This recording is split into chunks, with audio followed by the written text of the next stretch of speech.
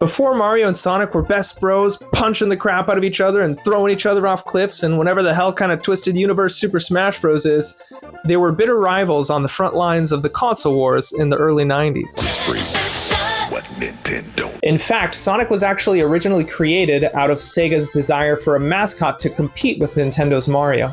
And in 1991, of course, Sonic would achieve just that, becoming the best-selling video game in the US for several months, temporarily outshining his mustachioed rival. It seemed like Sonic and Mario were destined to be eternal nemeses, battling each other to the death like helpless proxies for their insatiable war gods. But everything changed when the PlayStation Nation attacked. And of course, we're jumping around a little bit in history, so let's get the timeline straight. The so-called console wars originally referred to battle for market share between Nintendo and Sega. Technically, you could say it started with Atari and Intellivision back in the late 70s/early 80s, but nobody really cares about them. So let's flash forward to the 6th console generation. With Sonic now of course dead, and the failure of the Sega Dreamcast in the 6th console generation, Sega was effectively out of the game.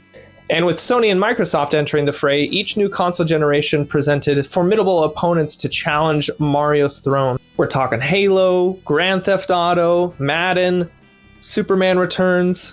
Gamers were growing up, and the gaming market wanted more mature games.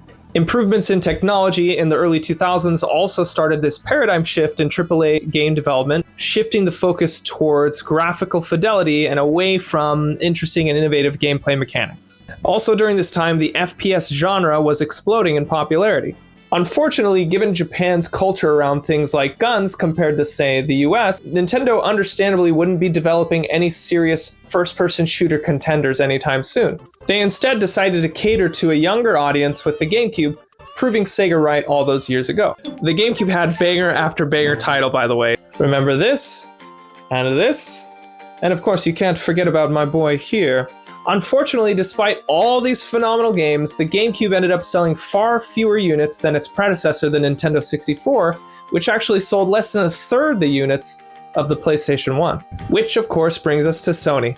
The PlayStation 2, which is still the best-selling console of all time, outsold its competitors by nearly 8-fold. And Xbox, despite being the new player in the console market, actually sold better than the GameCube, thanks of course to their partnership with some actor named Dwayne. I think he ended up playing a little Scorpion in Tomb Raider or something. And also they had that Space Marine game that everybody was into for a while. Luckily for Nintendo, by some miracle of nature, those same teen and young adult gamers just kept on growing up. And suddenly by Generation 7, they were like popping out babies like the onions from Pikmin, just...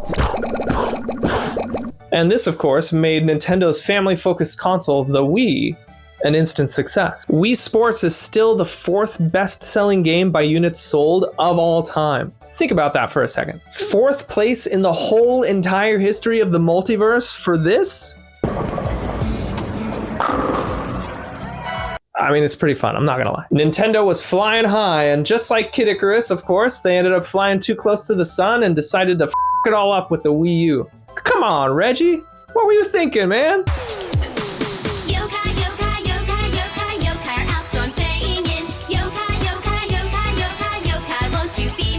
One thing I feel like a lot of people neglect to mention when discussing this topic of the console wars is Nintendo's sheer dominance of the handheld market during this whole debacle. Literally no other company came close and is even worth mentioning. Okay, back to the future. Without the success of these handheld consoles, Nintendo would have been in deep Nintendog doo-doo with how poorly the Wii U ended up performing. All the while, the PlayStation 4 and the Xbox One were still bickering about who had the better specs despite being virtually identical, and Microsoft was over here trying to piss everyone off with the most stupid business decisions of all time. TV and movies, TV. Xbox, watch TV. Like having the Xbox Connect constantly listen to you, focusing on general home media instead of solid console exclusives, making it difficult to share games, to which Sony had a phenomenal response. This is how you share your games on PS4. Thanks. And let's not forget having to always be connected to the internet. It took them nearly half an hour into the announcement of the Xbox One to actually reveal a video game. At this point, Sony was effectively declared the winner of the console wars, with Xbox exec Phil Spencer stating, "We lost the worst generation to lose in the Xbox One." And of course, the Xbox Series X would only go on to perform worse for reasons we'll get to later on in the video. But like a dry bones after getting stomped on by Mario over and over again, Nintendo refused to stay down. And despite the failures of the Wii U, it had a couple bangers towards the end of its life cycle that paved the way for the success of its successor, the Nintendo Switch. I imagine Nintendo execs were in a meeting that went something like this. Our home console bombed, but our handheld console is sucking up money Luigi's Mansion style. Why don't we make our home console a handheld console? And so, while Sony and Microsoft were busy arguing over teraflops, the Nintendo Switch was born. Abomination. Handheld. Home console. Stronger than both. And people were eating it up, leading the Switch to become the third best-selling console of all time, just behind the Nintendo DS and the PlayStation 2. All this despite its clearly inferior hardware compared to even the PlayStation 4 and the Xbox One, which came out like 4 years before the Switch. What a stupid name, by the way. Xbox One? More like Xbox One less customer. Nintendo never lost its focus on following the fun, inventing new styles of play, and reinventing its ever-stronger IP. They also finally embraced third-party and indie developers, bringing smash hits to the console like Hollow Knight and Stardew Valley, which perform incredibly well on a handheld. Meanwhile, its competitors have been over here rehashing the same old AAA trash. And as I alluded to before, the Xbox Series X has performed particularly poorly this generation as a result of lack of console exclusives and a shift of focus towards Xbox Game Pass, which of course is a service you can access from your PC. Granted, Xbox Game Pass is a great service and seems to be well loved by most gamers, but at a time when Microsoft is in dire need of compelling exclusives, they're over here killing game studios off left and right.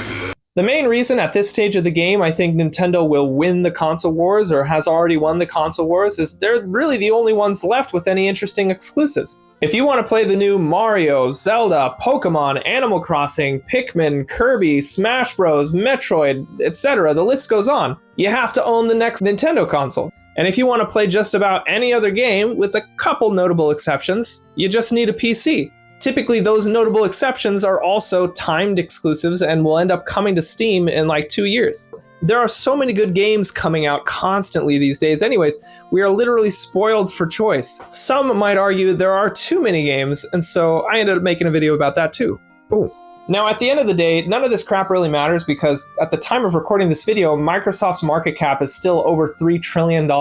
They could literally botch 100 Redfalls and Control-Alt-Delete all their game studios and still be worth more than Nintendo. That being said, with the recent announcement of the Switch 2, I'm curious to see how well it performs and what Microsoft and Sony are able to cook up in response before consoles invariably end up going extinct, with perhaps the exception of Nintendo.